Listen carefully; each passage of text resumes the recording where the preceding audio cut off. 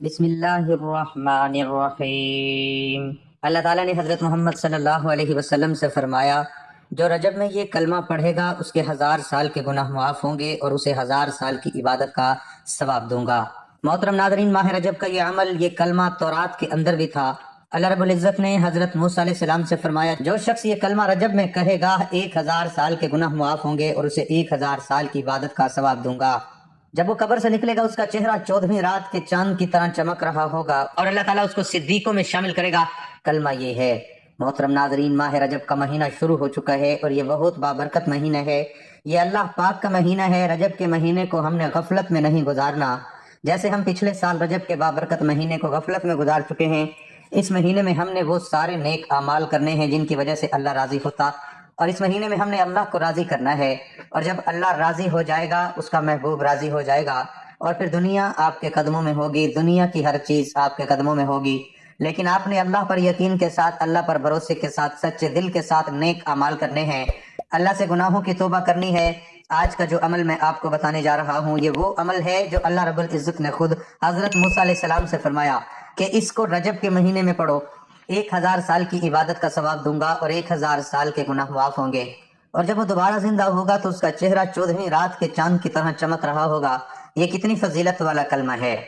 محترم ناظرین، یہ چھوٹا سا عمل آج ہم کر سکتے ہیں، کل ہمیں اس کا موقع نہیں ملے گا، اس لیے ویڈیو کو کاٹ کاٹ کر مت دیکھا کریں، ویڈیو کو مکمل دیکھا کریں اور اس کو اپنے دوستوں اور رشتہ داروں کے ساتھ ضرور شیئر کیا کریں، تاکہ ہماری اور آپ کی وجہ سے جو بھی اس پر عمل کریں گے ان کو بھی اس کا اجر ملے گا اور اس میں ہمارا بھی حصہ ہوگا، اور یہ ہمارے لیے صدقہ جاریہ بن جائے گا۔ اس لیے آپ اس کو ضرور شیئر کیا کریں اور ویڈیو کو پورا دیکھا کریں تاکہ آپ عمل کو سمجھ سکیں اور اس کو صحیح طریقے سے ادا کر سکیں۔ اگر آپ ایسے ویڈیو کاٹ کاٹ کر دیکھیں گے تو آپ عمل صحیح طریقے سے نہیں کر سکیں گے، تو پھر آپ کو اس کا کوئی فائدہ بھی نہیں ہوگا۔ اللہ رب العزت بہت رحیم اور کریم ذات ہے۔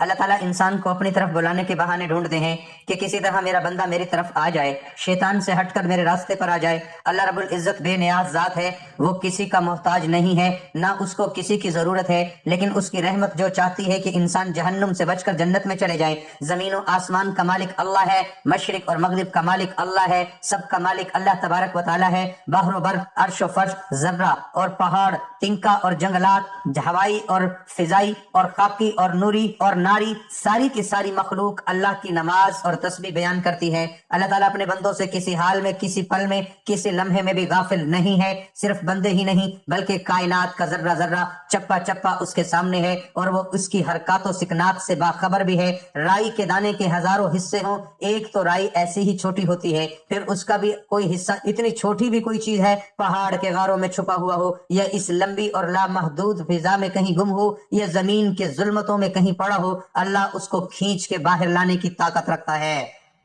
اور اس کی نظر کائنات پر پوری طرح حاوی ہے۔ حدیث مبارک میں ہے، اللہ کی نظر ساری کائنات کو دیکھ رہی ہے۔ مثال کے طور پر ایک کالا پتھر ہے، پہاڑ بھی کالا، پھر رات بھی کالی ہے، پھر اوپر جنگل چھا چکا ہے، پتے پڑے ہوئے ہیں، گھاس ہے، ہریالی ہے، کالا پہاڑ، کالا پتھر، کالی رات، پھر اوپر سے گھاس وغیرہ ہے، نیچے ایک چیونٹی جا رہی ہے۔ اللہ رب العزت عرش پر ہے، چیونٹی فرش پر ہے، درمیان میں اتنے پردے ہیں، چیونٹی کے چلنے سے کالے پتھر پر ایک لکیر پڑ رہی ہے۔ اللہ کہہ رہا ہے کہ میں وہ لکیر بھی دیکھ رہا ہوں، کبھی آپ چیونٹی کو اٹھا کر دیکھو تو اس کے پاؤں بھی نظر نہیں آتے، وہ لکیر کیا بنائے گی؟ وہ تو نرم مٹی پر چلے، وہ لکیر مشکل سے بنے تو پہاڑ اور پتھر پر لکیر کیسے بنے گی؟ اگر بڑی بڑی خوردبینیں لگائی جائیں تو بنتی نظر آئے گی۔ اللہ رب العزت عرش پر ہو کے کہہ رہا ہے کہ میں اسے دیکھ رہا ہوں، اور اللہ تعالیٰ سننے والا کیسا ہے؟ زور سے بولو یا آہستہ سے، تمہارے اندر کے چھپے ہوئے بھیدوں کو بھی جانتا ہے۔ تم چپ کے بولو، تم دل ہی دل میں بولو۔ اللہ کہتا ہے میں یہ بھی سن لیتا ہوں، تمہاری سانس کو نکلتا دیکھے، اترتا دیکھے، تمہارے سانس کی آواز سنے، دل کی دھڑکن سنے، رگوں میں چلنے والے خون تک کی آواز کو سنے، پتا ٹوٹے اس کے ٹوٹنے کی آواز سنے، زمین پر گرے اس کے گرنے کی آواز کو سنے، اونٹنی کی پکار کو سنے، آواز سنے، فریاد سنے، تہ خاک چلنے والے کیڑے کی آواز اور صدا سنے، 7 سمندر کی تہ میں چلنے والی مچھلی کی پکار اور صدا سنے، ریت کا ایک ایک ذرہ، زمین کا ایک ایک ذرہ، درخت کا ایک ایک پتا، زمین کے اندر جو کچھ ہے سب کچھ اللہ تبارک و تعالیٰ کے علم میں ہے۔ محترم ناظرین، اللہ کی تعریف کون کر سکتا ہے؟ اللہ تبارک و تعالیٰ خود اپنی صفات بیان کرتا ہے۔ اللہ کہتا ہے کہ سمندر کو بنا دو، 7 سمندر بھی سیاہی بن جائیں، ساری دنیا کے درخت لے کر قلم بنا دیے جائیں، ایک سندل کے درخت سے کتنی قلم بن جائیں گے؟ سمندر سیاہی بن جائے، درخت قلم قلم بن جائے، انسان اور جنات لکھنے بیٹھ جائیں، فرشتے بھی اسے لکھنا شروع کریں تو اللہ رب العزت فرماتے ہیں سمندر خشک ہو جائیں گے، قلم ٹوٹ جائیں گے، میری تعریف ختم نہیں ہوگی۔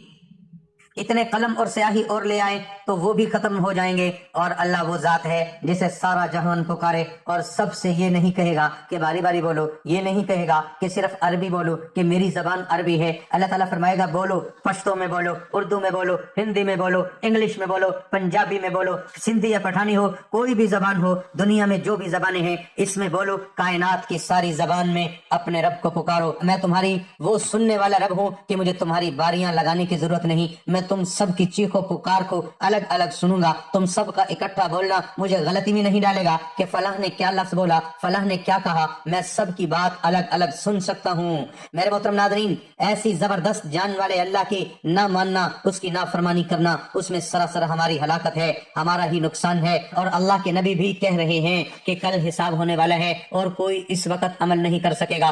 تو جو سب سے بڑی آفت اور مصیبت ہے کہ انسان یہ دنیا چھوڑ کر جاتا ہے، اتنے ارمانوں سے آپ لوگوں نے گھر بنائے ہوئے ہیں، ہر شخص نے گھر بنائے ہیں، حتیٰ کہ چڑیا بھی گھونسلہ شوق سے بناتی ہے، ایک پرندہ، چھوٹا سا پرندہ، وہ بھی بڑے شوق و ذوق سے تنکے اکٹھے کرتا ہے اور اپنے لیے گھونسلہ بناتا ہے۔ یہ ہر جاندار کی فطرت ہے، وہ رہنے کے لیے کوئی نہ کوئی ٹھکانہ بناتا ہے۔ اتنے ارمانوں سے انسان گھر بناتا ہے اور پھر خاموشی سے چھوڑ کر لوگوں کے کندھوں پر سوار ہو کر اندھیری کوٹھڑی میں جا کر سو جاتا ہے۔ حبیب ابن عمر رحمۃ اللہ علیہ تابعی ہیں، صحابہ اکرام علیہم اجمعین کے شاگرد، بڑے خوبصورت ہیں، قید ہو گئے، کل 10 آدمی تھے، تو 9 کو انہوں نے قتل کر دیا اور ان کو پکڑ لیا۔ رومن سردار نے کہا میں اس کو اپنا غلام بناؤں گا، قید میں لے کر کہنے لگا اگر تو عیسائی ہو جائے تو میں تجھے اپنی بیٹی دے دوں گا، تجھے اپنی ریاست میں حصہ بھی دوں گا۔ انہوں نے فرمایا تو اگر سارا جہان بھی دے دے یہ نہیں ہو سکتا، کفر تو بے حیا ہوتا ہی ہے، حیا تو سراسر اسلام میں ہے۔ اس نے اپنی بیٹی سے کہا کہ اسے بدکاری کرو، جب یہ اس رخ پر آئے گا تو اسلام بھی چھوڑ جائے گا۔ روم کی لڑکی تھی، ادھر روم کا حسن، ادھر عرب کی جوانی، آگ بھی تیز ہے اور قوت بھی جوان، اور 2 ہے، تیسرا بھی کوئی نہیں۔ اب یہاں ساری رکاوٹیں ختم ہیں اور وہ عورت دعوت دے رہی ہے اور یہ نوجوان اپنی نظر جھکانے کی لذت چکے ہوئے ہے، اسے پاک دامنی کی لذت کا پتہ ہے، لہذا اس کی نظر اٹھنے کا نام ہی نہیں لیتی۔ اس نے سارے جتن کر مارے، اپنے حسن کا ہر تیر آزمایا، اپنے مکر کا ہر جال پھینکا، لیکن پاک دامنی کی تلوار نے ہر جال کی ہر تار کو تار تار کر دیا اور ہر تیر کو بیکار کر دیا۔ آخر 3 دن بعد اس نے ہتھیار ڈال دیے، کہنے لگی اے اللہ کے بندے یہ تو بتا تجھے کون سی چیز ہے جو تجھے روکتی ہے، وہ کون ہے جو تجھے روکتا ہے؟ آج تیسرا دن ہے، تو نے مجھے نظر اٹھا کر نہیں دیکھا، روکنے والا کون ہے؟ اس نے کہا مجھے روکنے والا وہ ہے جو نہ سوتا ہے نہ اونگتا ہے، جو مجھ سے غافل نہیں، اس سے میں غافل نہیں ہوں، وہ رب ہے جو عرش پر بیٹھا مجھے دیکھ رہا ہے کہ میری محبت غالب آتی ہے، یہ شہوت غالب آتی ہے، مجھے آگے کرتا ہے، یہ شیطان کو آگے رکھتا ہے۔ اے لڑکی مجھے میرے رب سے حیا آتی ہے، اس لیے میں نے اپنی طاقت کو روک رکھا ہے۔ وہ لڑکی باہر نکلی، باہر نکل کر اپنے باپ سے کہنے لگی آپ نے مجھے اس پتھر کے پاس بھیجا، اس لوہے کے پاس بھیجا ہے جو نہ دیکھتا ہے نہ کھاتا ہے، میں کہاں سے گمراہ کروں؟ میرے محترم ناظرین، اللہ تعالیٰ کی ذات کا ڈر خوف انسان کو اس حد تک لے جاتا ہے، لیکن آج ہم کیا کر رہے ہیں یہ ہمیں سوچنا ہوگا۔ حضرت سلیمان فارسی رضی اللہ تعالیٰ عنہ کو کون نہیں جانتا؟ حضرت حسن بصری رحمۃ اللہ علیہ نے فرمایا کہ اگر تمہارا دشمن اللہ کا نافرمان ہے تو تجھے بدلہ لینے کی ضرورت نہیں، اللہ خود اپنے نافرمان کا بدلہ چکھائے گا۔ جو مجرم بن کر مر گیا تو کسی عبرت ناک طریقے سے قبر اس کا حشر کرے گی۔ ساری دنیا کے انسانوں کو اس آنے والے دن سے بچانا ہے اور اپنے آپ کو بھی بچانا ہے، گرمی سردی سے بھی بچانا ہے، یہ حقوق کا معاملہ ہے، لیکن اپنے آپ کو جہنم کی آگ سے بچانے کے لیے اللہ نے فرمایا، اس کا ترجمہ ہے اللہ تعالیٰ قرآن پاک میں فرماتا ہے اپنے آپ کو بچاؤ اور اپنے اہل و عیال کو بچاؤ اس جہنم کی آگ سے جس کا ایندھن آدمی اور پتھر ہیں۔ اس آیت کو سننے کے بعد حضرت سلیمان فارسی رضی اللہ تعالیٰ عنہ روتے ہوئے باہر نکل گئے، 3 دن غائب رہے اور کسی کو نہیں ملے۔ نبی کریم صلی اللہ علیہ وسلم نے فرمایا ان کو تلاش کرو۔ جب تلاشی ہوئی تو پہاڑوں میں بیٹھے ہوئے تھے، سر پر مٹی ڈالی ہوئی تھی اور رو رہے تھے کہ ہائے اس آگ کی کیا حالت ہوگی جس کا ایندھن انسان اور پتھر ہیں۔ اس کو پکڑ کر نبی کریم صلی اللہ علیہ وسلم کی خدمت میں لایا گیا تو فرمایا کہ اس آیت نے مجھے بے قرار کر دیا۔ آپ صلی اللہ علیہ وسلم نے فرمایا آپ ان میں سے نہیں ہیں۔ حضرت سلیمان فارسی رضی اللہ تعالیٰ عنہ تم تو وہ ہو جس کو جنت خود چاہتی ہے، جس کو جنت چاہے وہ جنگلوں اور پہاڑوں میں نکل جائے اور جس کو کچھ پتہ ہی نہیں جنت اور جہنم کا، وہ مزے کی نیند سو جائے۔ ایک صحابی تہجد کی نماز میں رو رہے تھے کہ اے اللہ جہنم کی آگ سے بچا، اے اللہ جہنم کی آگ سے بچا۔ نبی کریم صلی اللہ علیہ وسلم نے آ کر دیکھا اور فرمایا ارے بھائی تو نے کیا کر دیا؟ تیرے رونے کی وجہ سے آسمان میں صف ماتم بچھی ہوئی ہے، تیرے رونے سے فرشتوں کو بھی رلا دیا۔ ایسا درد اور غم ان کے اندر اتر گیا تھا، اور آج ہم کو 5 وقت نماز پڑھنے کی ہمت بھی نہیں ہوتی، کیونکہ ہمارے دلوں کے اندر اللہ کا ڈر اور خوف نہیں ہے۔ جو لوگ اللہ سے ڈرتے ہیں وہ دنیا سے بھاگتے ہیں اور دنیا ان کے پیچھے بھاگتی ہے۔ ایک نوجوان نے دوزخ کا ذکر سنا اور کپڑے اتار دیے اور جا کر گرم ریت پر لیٹ گیا اور تڑپنے لگا اور کہنے لگا اے نفس دیکھ دوزخ کی آگ اور یہ ریت کی آگ تجھ سے برداشت نہیں ہو رہی، دوزخ کی آگ کیسے برداشت کرے گا؟ رات کو مردار بن کر ساری رات سوتا ہے اور دن کو بیکار پھرتا ہے، تیرا کیا بنے گا؟ حضور نبی کریم صلی اللہ علیہ وسلم یہ سارا منظر دیکھ رہے تھے۔ فرمایا ادھر آ تجھے خوشخبری سناؤں، تیرے لیے آسمان کے سارے دروازے کھول دیے گئے اور اللہ خوش ہو رہا ہے اور فرشتوں سے کہتا ہے کہ دیکھو میرا بندہ ایسا ہوتا ہے۔ ان کے دلوں میں اللہ کا اتنا ڈر اور اتنا خوف تھا کہ اللہ تعالیٰ خوش ہو کر فرشتوں سے فرما رہے ہیں کہ دیکھو میرا بندہ ایسا ہوتا ہے۔ اور آج ہم اللہ تعالیٰ کی کتنی نافرمانیاں کرتے ہیں۔ اللہ تعالیٰ ہمیں اور نیک اعمال کرنے کی توفیق عطا فرمائے، آمین۔ حضرت ابو درداء رضی اللہ تعالیٰ عنہ نے حضور اقدس صلی اللہ علیہ وسلم کا یہ ارشاد نقل فرمایا ہے کہ کیا میں تمہیں بہترین عمل نہ بتاؤں جو تمہارے مالک کے ہاں بہت ہی پاکیزہ ہے، تمہارے درجات کو بہت ہی بلند کرنے والا ہے، تمہارے لیے سونا اور چاندی خرچ کرنے سے بھی بڑھ کر ہے، بلکہ اس جہاد سے بھی بڑھ کر ہے جس میں دشمنوں کے سر قلم کرو اور وہ تمہیں شہید کریں، وہ اللہ کا ذکر ہے۔ حضرت معاذ بن جبل رضی اللہ تعالیٰ عنہ فرماتے ہیں اولاد آدم کا کوئی عمل ایسا نہیں جو اسے اللہ تعالیٰ کے عذاب سے نجات دلا سکے۔ ذکر اللہ سے بڑھ کر اللہ تعالیٰ کا ارشاد ہے کہ اللہ کا ذکر سب سے بڑی چیز ہے۔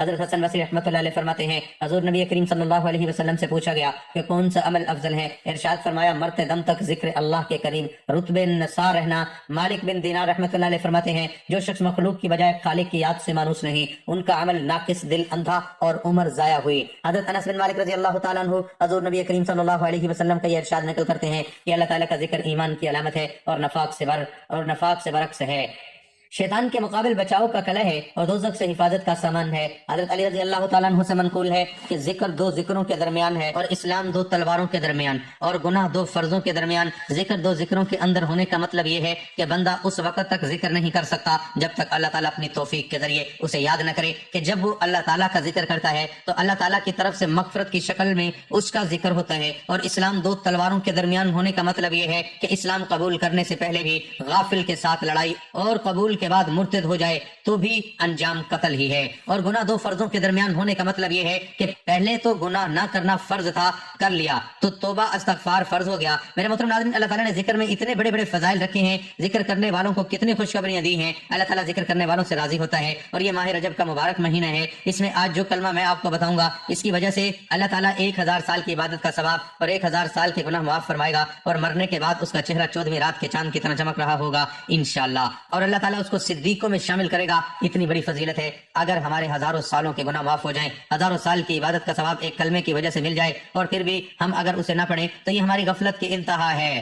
میرے محترم ناظرین، حضرت ابن عباس رضی اللہ تعالیٰ عنہ فرماتے ہیں جب اللہ رب العزت نے حضرت یحییٰ بن زکریا علیہ السلام کو بنی اسرائیل کی طرف مبعوث فرمایا تو بنی اسرائیل کے لیے انہیں 5 باتوں کا حکم کرنے کی تاکید فرمائی، اور فرمایا کہ ان کی ہر بات کی مثال بھی سمجھائی۔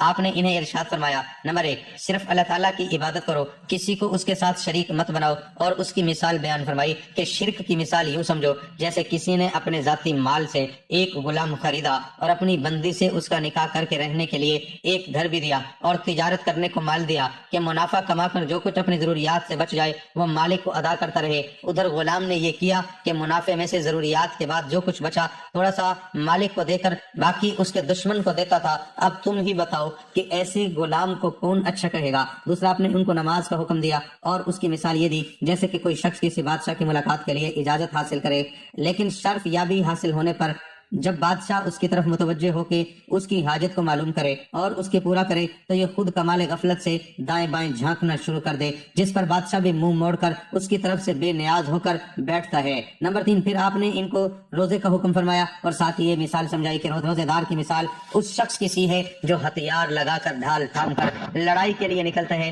جس کے بعد نہ تو دشمن اس تک پہنچ سکتا ہے اور نہ ہی اس کا کوئی ہتھیار اس پر کاریگر ہو سکتا ہے۔ نمبر 4، پھر آپ نے ان کو صدقے کا حکم دیا اور یہ مثال بیان فرمائی کہ جیسے کسی شخص کو دشمن قید کر لے اور یہ ایک خاص رقم کے عوض اس سے سودا کر کے پھر تھوڑا جو کچھ بھی کماتا ہے اسے ادا کرتا ہے حتیٰ کہ اپنے آپ کو آزاد کروا لے۔ 5ویں نمبر پر پھر آپ نے ان کو اللہ تعالیٰ کے ذکر کرنے کا حکم دیا۔ اس کی مثال یوں سمجھائی، ذکر کی مثال یوں سمجھو جیسے کسی قوم پر دشمن حملہ کرنے لگے تو وہ قلعے میں داخل ہو کر دروازہ بند کر لے اور قلعہ بند ہو کر دشمن سے اپنی جان بچائے۔ پھر حضور نبی کریم صلی اللہ علیہ وسلم نے ارشاد فرمایا کہ میں تمہیں ان 5 باتوں کا بھی حکم دیتا ہوں جن کا حکم اللہ تعالیٰ نے حضرت یحییٰ علیہ السلام کو فرمایا تھا۔ اس کے علاوہ 5 اور باتوں کا بھی حکم دیتا ہوں جو اللہ تعالیٰ نے مجھے ارشاد فرمائی۔ جماعت کا بہت ہی دھیان رکھنا، سننا اور اطاعت اختیار کرنا، یعنی حاکم وقت کا جائز امور میں کہا ماننا، ہجرت اور جہاد کرنا، اور جو شخص اہل جاہلیت کی سی بولو پکار کرے گا وہ جہنم کا ایندھن ہے۔ حضرت عبداللہ بن عمر رضی اللہ تعالیٰ عنہ فرماتے ہیں